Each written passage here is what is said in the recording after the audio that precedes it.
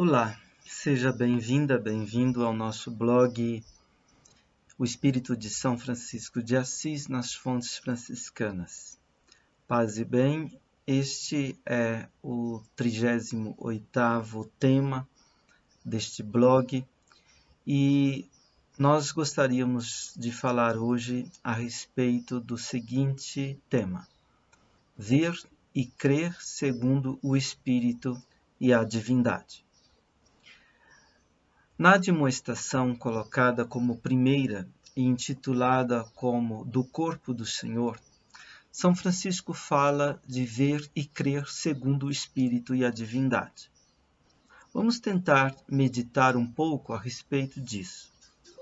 Primeiro, perguntemos: o que é ver? Segundo, o que é crer? E como o crer se relaciona com o ver? Terceiro, o que quer dizer segundo o Espírito e a divindade? Primeiramente, pois, perguntemos: o que é ver? Na nossa linguagem corrente, usamos o verbo ver em muitos sentidos. Ver pode significar perceber ou conhecer pelo sentido da visão. Alcançar com a vista, enxergar, divisar. Avistar, distinguir. Presenciar, ser testemunha de. Avistar-se com encontrar. Reconhecer, compreender. Examinar, observar, notar. Inteligir, compreender. Atentar em, reparar em. Ponderar, considerar. Investigar, projetar, planejar, idear, etc. Nas Confissões, Santo Agostinho notou o primado do ver no viver humano. Ele observou como no uso da linguagem nós costumamos empregar o verbo ver no sentido de conhecer. Ele diz, abre aspas, é aos olhos que propriamente pertence o ver. Usamos, contudo, esta palavra também para os demais sentidos, quando por eles tendemos para o conhecer. É que não dizemos, escuta como brilha, ou cheira como luze, ou saboreia como resplandece, ou toca como irradia. Mas dizemos que tudo isso é visto. Dizemos, pois, não somente vê como reluz o que só os olhos podem sentir, mas também vê como soa, vê como cheira, vê que gosto, vê quão duro é. Daí, a experiência geral dos sentidos é chamada de concupiscência dos olhos, como já foi dito, porque também os demais sentidos, analogamente, quando exploram uma certa cognição, se apropriam do ofício da vista, no qual tem o primado os olhos. Fecha aspas. Esta é uma citação do Livro das Confissões, livro 10º, número 35. Daí, isto é, desta experiência geral dos sentidos e de sua tendência para conhecer, é que surge o que biblicamente se chama de concupiscência dos olhos, que na interpretação de Santo Agostinho é a curiosidade, isto é, a gana de ver, sem se comprometer com a verdade ou com o bem, ou seja, sem que neste ver nós nos transformemos no sentido de uma responsabilização. Para Santo Agostinho, o contrário da curiosidade é o estudo. O estudo tem um outro modo de ver do que o da curiosidade. No ver da curiosidade, aquele que vê não se compromete em transformar-se. Já no estudo, aquele que se empenha por ver se compromete em transformar-se na direção de uma libertação para a verdade e para o bem. Para o homem, entretanto, ver é sempre um exercício de responsabilização. De certo modo, somos o que vemos e vemos o que somos. O que vemos, isto é, conhecemos, compreendemos, descobrimos, abrimos, desvelamos e, respectivamente, o que somos, depende a cada vez de uma responsabilização nossa. Depende, enfim, de nossa liberdade. Em nosso viver, a cada vez de modo diverso, segundo o tipo de vivência, nós sempre operamos num tipo de ter em mira alguma coisa e, do mesmo modo, de ver, de apreender tal coisa que está em causa. Assim, toda a nossa experiência do mundo, seja do mundo que nos circunda, seja do mundo dos nossos relacionamentos com os outros, toda a nossa experiência da convivência comunitária e social, de nossa própria interioridade, é conduzida por diversos modos de ter em mira alguma coisa e de ver, isto é, perceber isso que temos em mira. É o que a filosofia chama de intencionalidade, a fenomenologia mais precisamente.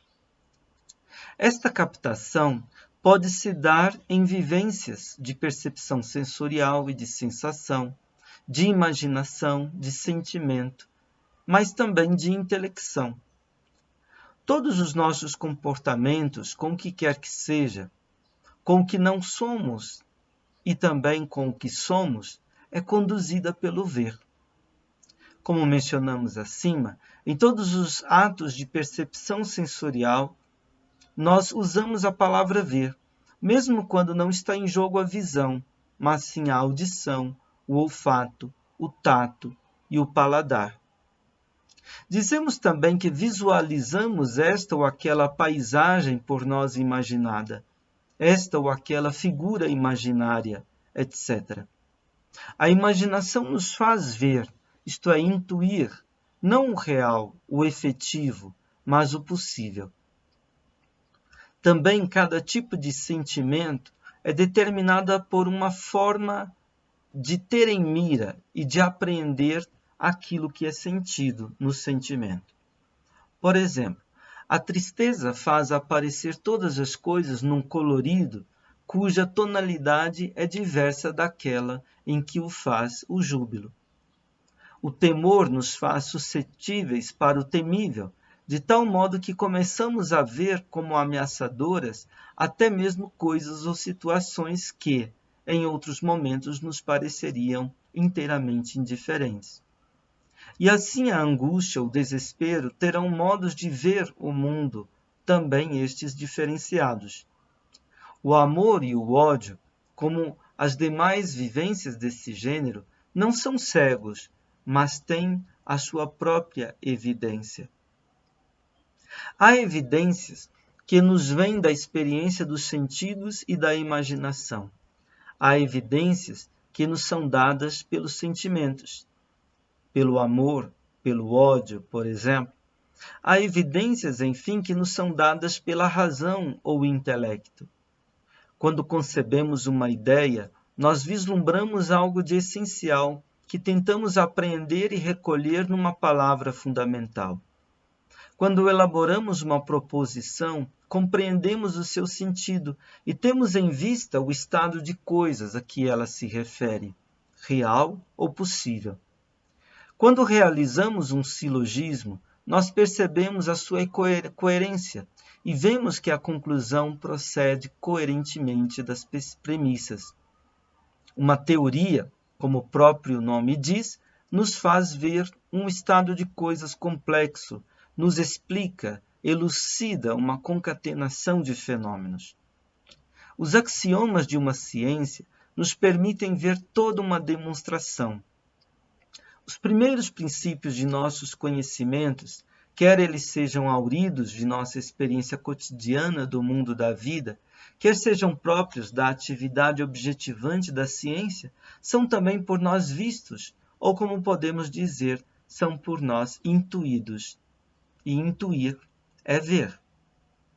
Pascal descreveu bem o modo diverso em que são vistos ou intuídos os princípios no âmbito daquilo que ele chama de espírito de geometria e no âmbito do assim chamado espírito de fineza. Vou citar uma passagem da obra chamada Os Pensamentos de Pascal.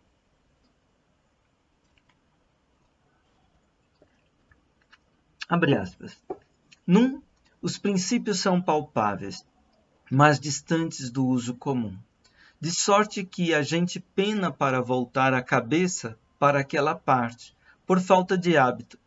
Mas por pouco que se volte para ali, a gente vê de cheio os princípios.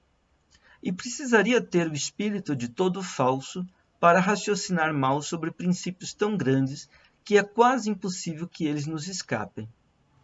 Mas, no espírito de fineza, os princípios estão no uso comum e diante dos olhos de todo o mundo. Não carece voltar a cabeça, nem fazer violência. É questão de ter vista boa, mas carece tê-la boa. De fato, os princípios são tão ligados e em tão grande número que é quase impossível que não escape algum. Ora, a omissão de um princípio conduz ao erro. Assim, precisa ter a vista bem nítida para ver todos os princípios, e depois o espírito justo para não raciocinar falsamente sobre princípios conhecidos. Fecha aspas. Pensar antes de ser representar, julgar, concluir, teorizar, é ver. O pensar antes de ser discursivo é intuitivo, é um ver. Um ver simples e imediato, aquele ver que acontece como a evidência do ser.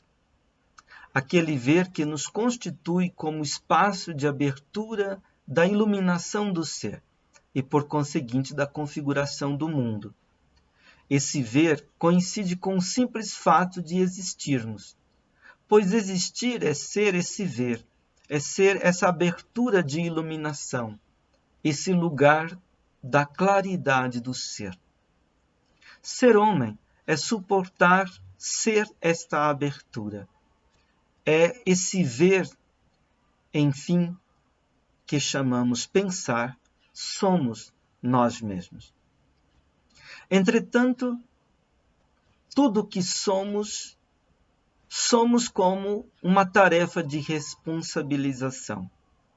Somos face a uma interpelação de termos de ser. Entretanto, nem sempre vemos que vemos. Nem sempre apreendemos essa apreensão do ser que somos nós mesmos.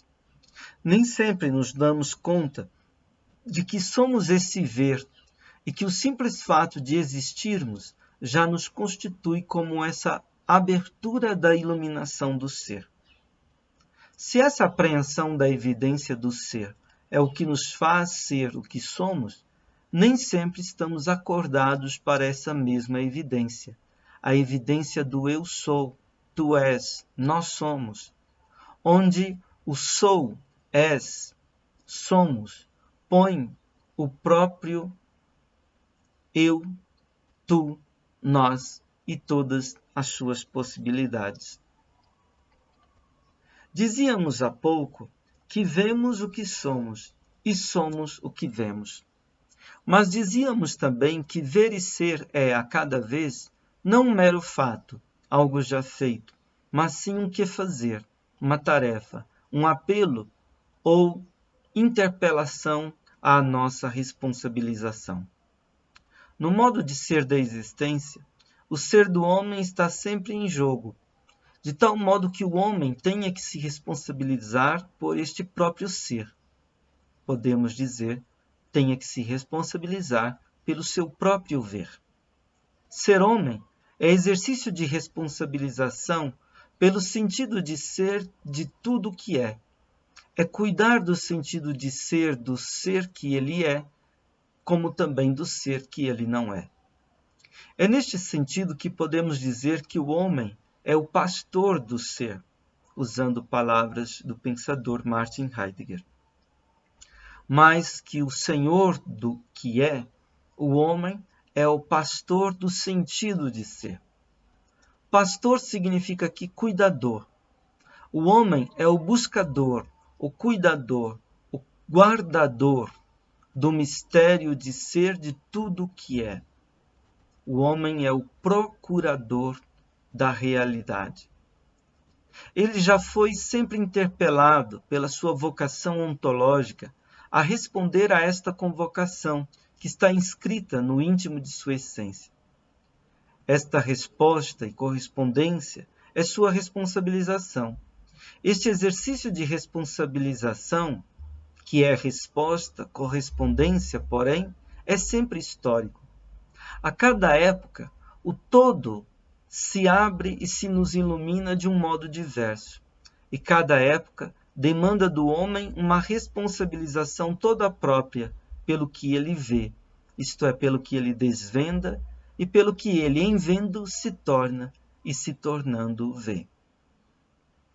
Pensar é cuidar de ver, é cuidar do todo, é obediência a este apelo que veio à tona no dito do poeta Periandro, poeta grego que dizia meleta topan, cuida do todo. A língua portuguesa ainda guardou, na semântica do verbo pensar, esse sentido de cuidado e de responsabilização. Num uso mais raro e arcaico, com efeito, pensar significa cuidar ou tratar convenientemente de alguma coisa. É nesse sentido que Manuel Bandeira escreve num verso: as grandes mãos da sombra evangélica pensam as feridas que a vida abriu em cada peito. As mãos pensam feridas no sentido de cobri-las de cuidado, de tratá-las com desvelo, de encobri-las de proteção e de, através do tratamento, deixá-las curar, isto é, deixar que o corpo mesmo, na sua vitalidade, reconstitua o que está dilacerado, reintegre o que está cortado, recobre vigor e dê consistência ao que é enfermo. Pensar é curar, isto é, cuidar de reconduzir tudo ao vigor originário do ser, que tudo une e reúne, que tudo congrega e integra. O cuidado por ver é o cuidado por pensar, que é um cuidado por ser. O cuidado do pensar é um cuidado de ver, isto é, o cuidado por colher, acolher e recolher o sentido do ser em toda a concreção do que está sendo. Este cuidado aparece na formação da palavra latina intellectus. Esta palavra nos remete ao verbo intellegere, que compõe de inter ou intus mais legere, que significa ler. Neste sentido, o verbo intellegere ou intelligere pode ser interpretado como ler por entre as linhas, ler nas entrelinhas, isto é, recolher o fio dourado do sentido do ser por entre as tessituras das significações do que está sendo. Tomás de Aquino distinguia o intellectus da ratio, o intelecto da razão. O intelecto está para a razão como repouso para o movimento, como a plenitude do encontro para a carência da busca. O intelecto se dá como uma simples apreensão, ou seja, como simples e direta captação do ser e do sentido. Simples é a evidência do ser, pois o ser se dá todo, inteiro, a cada vez de maneira direta e imediata, numa evidência originária, tão originária que não chama atenção para si, mas concede-se a si mesmo como que há de mais comum e ordinário, retraindo-se no pudor de sua humildade. Ver, em todo caso, é uma responsabilidade nossa. Somos o que vemos e vemos o que somos. Ver e ser são, no entanto, uma responsabilização nossa. Ver não é um mero dado ou fato psíquico, mas uma decisão. Essa decisão se chama pensar. Pensar é decidir ver. suportar ver. É diferente alguém falar do que ouve dizer e alguém falar do que viu, isto é, do que teve evidência, por intuição direta e imediata. Poucos são experientes o bastante na diferença entre um objeto de erudição e uma coisa pensada, dizia Heidegger em Da Experiência do Pensar. E dizia mais: tão logo nós temos a coisa diante dos olhos e no coração, o ouvido colado à palavra, vinga o pensar. E ainda, por perguntas. Perguntas não são ideias casuais. Perguntas também não são os hoje usuais problemas, que a gente apanha do ouvir dizer e do ter lido e decora com o gesto aparente de profundidade de pensamento. Perguntas crescem do confronto com as coisas, e coisas só estão aí onde existem olhos. Até aqui, citação de Martin Heidegger no livro intitulado Da Experiência do Pensar. As coisas muitas vezes não estão aí porque não há olhos para ver. Olhamos, mas não vemos, isto é, não enxergamos, não apreendemos, não divisamos, não discernimos. Querer ver as coisas é, pois, uma decisão muito séria na vida humana. Muitas vezes preferimos seguir cegos. Não escolhemos escolher ver. Escolhemos olhar e não ver. Escolhemos, como costumamos dizer, fazer vistas grossas para a realidade. Como mostra a famosa alegoria da caverna de Platão, girar o olhar e se dispor a ver é um exercício de libertação para a liberdade da verdade, à qual nós, por inércia, tendemos a nos esquivar. Sobre a pretensão de já termos visto tudo de tudo, na presunção do já saber, nós acabamos ficando cegos para a realidade. Por isso, ter a coragem de ver, de pensar, cultivar a atitude de estudo, isto é, de empenho autônomo para pesquisar, para aprender a ver, é fundamental. O Frei Hermógenes Harada dedicou muitos anos de sua vida tentando convidar as pessoas para cultivar tal atitude. No livro intitulado Fragmentos de Pensamento Humano Franciscano, encontramos alguns textos em que ele fala do ver e de sua importância. Discutindo o sentido do famoso método ver, julgar e agir, Hermógenes Harada conta uma história japonesa. Vou citar aqui esta história, abre aspas. Na cidade de Kyoto, surgiu um boato de que, em uma imensa gruta profunda de um antiquíssimo templo zen budista no centro da cidade, depois da meia-noite de cada primeiro dia do mês, aparecia um terrível monstro. Só que ninguém o tinha visto, pois os que se aventuravam a vê-lo não voltavam para contar o que tinham visto, ou nada viam. Um repórter destemido, com muita vitalidade e ambição, apresentou-se ao patriarca monge superior do templo, disposto a enfrentar o monstro e a fazer uma reportagem sensacional. O patriarca o aconselhou a não se aventurar ao empreendimento tão incerto, para não dizer difícil e arriscado. O repórter lhe assegurou que nada temia, mesmo a morte. Observou o monge: o problema não é o medo, nem o risco da morte. O único problema do boato da aparição do dragão é ver. Respondeu o repórter: ver? Um problema? A questão não é ver, é guardar o que se viu. Mas, para todas as eventualidades, estou bem preparado. E mostrou-lhe toda a parafernália de aparelhos fotográficos de todos os tipos e funções. Assim, armado até os dentes, postou-se no fundo da gruta, disposto para o que der e vier. No dia seguinte, bem cedo, o monge superior encontrou o repórter desmaiado no chão. Ao ser acordado, o jornalista perguntou: Onde estou? O que faço aqui? Ao ver, entre aspas, o monstro, de susto, tinha se apagado. Ou nada viu, ou nada aconteceu, ou cochilou e adormeceu. Quem sabe se não viu? Assim, disse o monge, viu? A questão é ver. Fecha aspas. Talvez o ver seja tanto mais difícil, quanto mais o que está em jogo é essencial e simples. O simples não chama a atenção. Por isso, poucos veem o simples. Em um texto intitulado O Caminho do Campo, o pensador Martin Heidegger escrevia, abre aspas, o simples guarda, na verdade, o enigma do que permanece e é grande.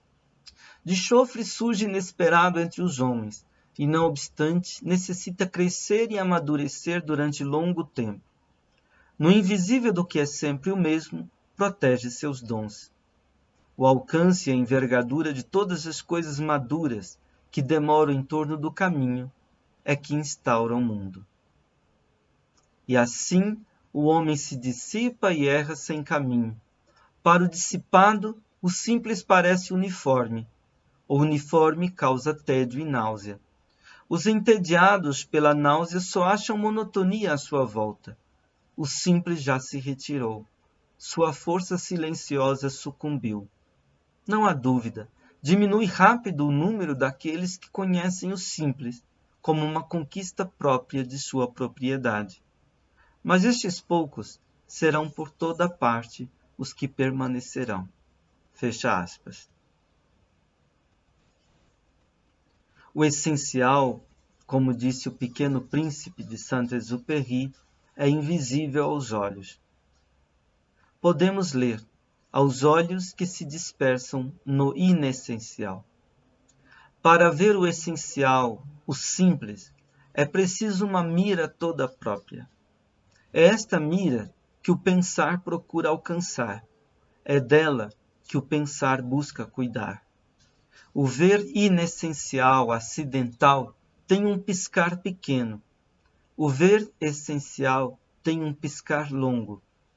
O pensamento do sentido, o pensamento que medita, que não calcula, isto é, o pensamento que não é representação, juízo, conclusão, teoria, no sentido usual da palavra, este pensamento é o cuidado de ver essencial. O bom pensante é o bom vidente. O bom vidente, porém, não é aquele que vê apenas o visível, mas aquele que vê o visível na luz do invisível, que vê o invisível no visível, ou do visível. É aquele que vê o simples, que vê o essencial. Talvez São Francisco de Assis seja um dos maiores pensadores da humanidade, porque foi um homem capaz de ver o simples, de ver o essencial, de ver o invisível. Mas passemos a um outro momento. O momento não do pensar, mas o momento do crer da fé. Mas e a fé? Perguntamos nós. O que crer tem a ver com ver? O que é fé? Em que consiste o crer da fé? Abre aspas. A fé é o modo de possuir desde agora o que se espera, um meio de conhecer realidades que não se veem. Diz, fecha aspas, é o que diz a carta aos Hebreus, no capítulo 11, versículo 1. O crer da fé é diverso do crer da crença. A crença é um impulso para repetir aquilo que outros nos transmitiram, opiniões, costumes, valores, etc. Já a fé é uma capacidade de manter-se constante na relação com aquela possibilidade de vida em que se crê, ou melhor, levando-se em consideração o caráter religioso da fé, a manter-se constante na espera e na esperança e na confiança em Deus. A crença requer adesão. A fé implica fidelidade. O contrário da crença é a dúvida. O contrário da fé, porém, é a infidelidade, a inconstância, a impaciência. Num sentido básico, fé é uma positividade face à vida. Fé é, num salto, ultrapassar a luta entre sentido e contrassenso, entre sentido e absurdo na vida humana. Fé é, a partir da centelha da boa vontade que arde no fundo do coração, isto é, com cordialidade, nutrir a positividade pela qual assumimos que tudo no mundo é belo e bom, que este jogo de vida e de morte, de guerra e de paz, de amor e de ódio tem um sentido, de que, nas palavras de Edmund Husserl, filósofo, o mundo tem um sentido, não apenas o mundo enquanto espacial e temporal, mas a totalidade do que existe. A fé é a atitude pela qual o homem se diz a si mesmo e ao outro homem: o todo tem sentido. O mundo, a vida, tem sentido. E o diz mesmo em face ao absurdo, mesmo quando o sentido se esconde, se cala, se retrai. Também o filósofo Wittgenstein vai nesta direção ao falar da fé em Deus. Ele diz: crer em um Deus quer dizer compreender a questão do sentido da vida. Crer em um Deus quer dizer ver que os fatos do mundo não são afinal tudo. Crer em um Deus quer dizer ver que a vida tem um sentido. O mundo me é dado, ou seja, a minha vontade atua no mundo completamente de fora, como sobre um fato consumado. Depois, temos a sensação de ser dependentes de uma vontade estranha. Seja como for, de qualquer modo, nós somos em certo sentido dependentes. E isso do que somos dependentes podemos chamar Deus. Até aqui, uma citação de Wittgenstein. São Francisco de Assis fez da percepção dessa dependência a oportunidade para ver o mundo inteiro, a si mesmo, os homens e a vida, a partir de Deus. Um biógrafo de São Francisco, Chesterton, dizia que o santo de Assis aprendeu a ver o mundo de cabeça para baixo. E esse modo de ver lhe revelou como tudo, o mundo e o ser humano, dependem de Deus, isto é, estão como que dependurados em Deus, dependentes de sua bondade e misericórdia. Segundo este biógrafo, São Francisco, em sua conversão, ousou dar um salto mortal, e neste salto viu o mundo de cabeça para baixo, ou seja, viu o mundo como ele realmente se mostra para quem o olha a partir da criação. Abre aspas. Se um homem visse o mundo de cabeça para baixo, com todas as árvores e torres dependuradas, viradas como numa poça, um efeito seria salientar a ideia de dependência. Existe uma conexão literal latina, pois a mesma palavra dependência significa dependura. Tornaria mais vívido o texto das Escrituras que rezam que Deus dependurou o mundo em nada. Se São Francisco viu, num de seus sonhos estranhos, a cidade de Assis de cabeça para baixo, não teria diferido num único pormenor sequer, exceto por estar voltada inteiramente. Mas o ponto é este. Enquanto que para os olhos normais, apesar da alvenaria das suas muralhas, os alicerces maciços de suas torres de vigia e sua elevada cidadela a tornassem mais segura e permanente, no instante que fosse virada para baixo, o próprio peso daria a impressão de estar mais desamparada e mais em perigo. Não é senão um símbolo, porém, acontece ajustar-se ao fato psicológico. São Francisco podia amar a sua pequena cidade tanto quanto antes, ou mais que antes. mas a natureza do amor seria alterada, mesmo pelo fato de ser aumentado.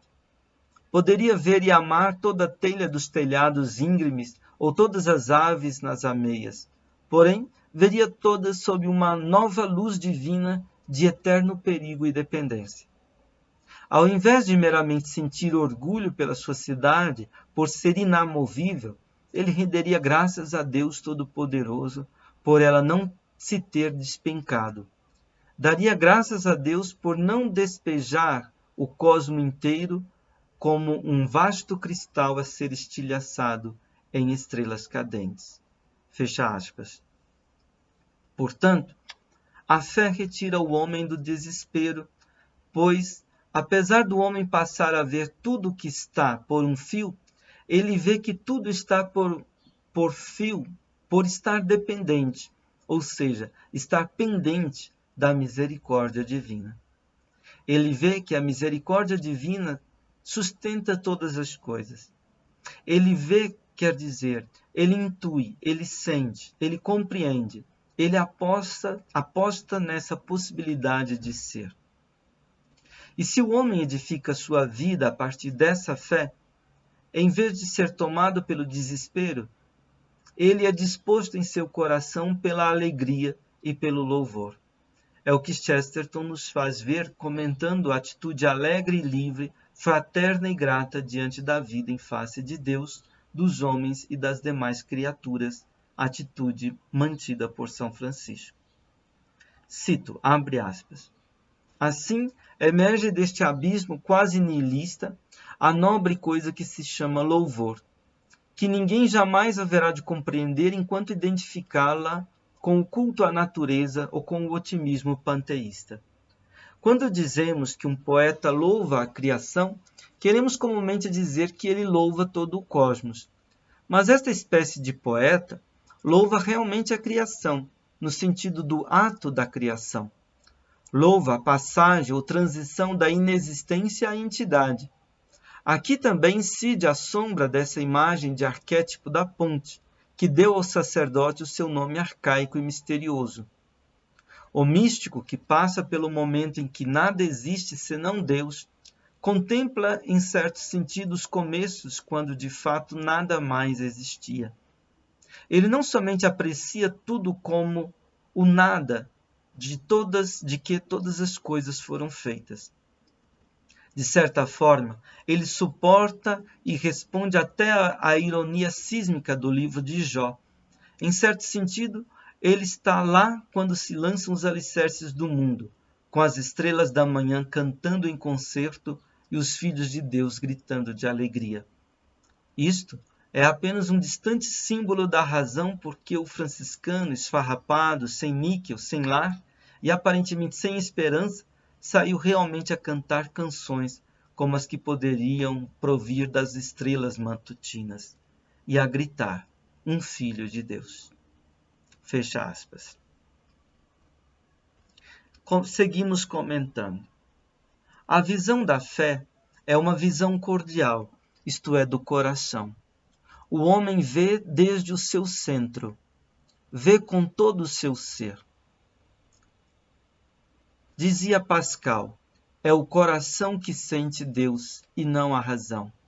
Eis o que é a fé, Deus sensível ao coração e não à razão.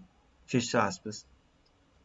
Para Santo Agostinho, o ato de crer tem 3 sentidos. Ele, em latim, assim formula os 3 sentidos do ato de crer. Credere Deum, credere Deo, credere in Deum. Vamos tentar traduzir. Credere Deum, crer Deus. Credere Deo, crer a Deus. Credere in Deum, crer em Deus. Crer Deus é ter por verdadeiro que Deus existe. É apoiar-se na verdade da existência de Deus, em sua realidade. Acreditar que ele é real, sim, realíssimo, que é o mais real de tudo o que há. Em segundo lugar, crer a Deus é o mesmo que dar crédito a Deus, receber a sua autocomunicação, apoiar-se na sua revelação, na sua palavra, na mensagem que nos foi transmitida a nós, segundo a visão cristã, pelos profetas e por Jesus Cristo, seu Filho.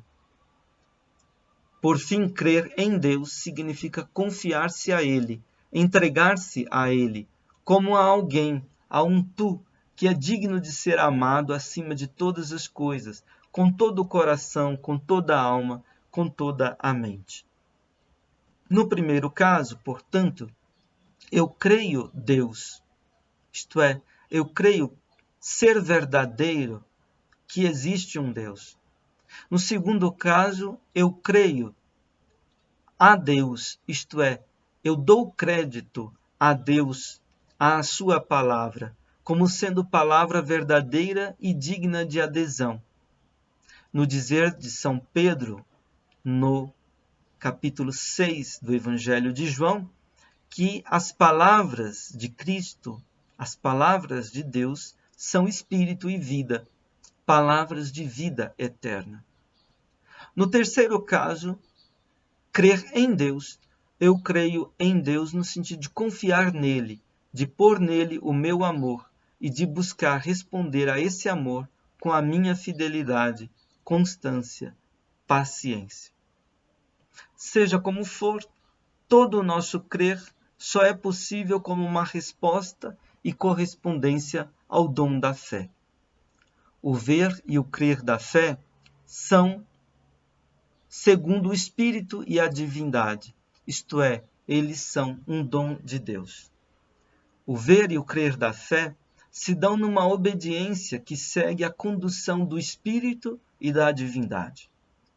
O ver e o crer da fé têm sua fonte no Espírito, que é Deus. Neste Espírito que vivifica, que é vida da vida. O Pai, o Filho e o Espírito Santo, diz São Francisco na primeira admoestação, só se nos tornam acessíveis pelo ver da fé. Este ver é dom infuso em nós, é iluminação, dádiva gratuita e graciosa do próprio Deus a nós. O crer da fé não se dá a partir do homem e de sua humanidade. Ele se dá a partir de Deus e da sua divindade. Crer é viver da gratuidade do dom e da verdade da própria fé. Crendo, o homem se encontra num reino que é o reino de uma verdade que não vem dele mesmo, de uma verdade que é pura gratuidade, uma verdade que não é resultado de uma investigação, uma verdade que é fruto de uma revelação e de uma inspiração divina. Só sabe o que é fé, neste sentido, quem crê. A fé é um saber intransferível, um saber que é, antes, um sabor, o sabor de uma experiência feita. Por isso, a ciência e a sapiência da fé não podem ser apreendidas a não ser na própria fé, isto é, crendo. A fé tem a sua própria evidência, a evidência das coisas que não se veem. A fé não é cega, é visionária. Não lhe falta visão, sobra-lhe.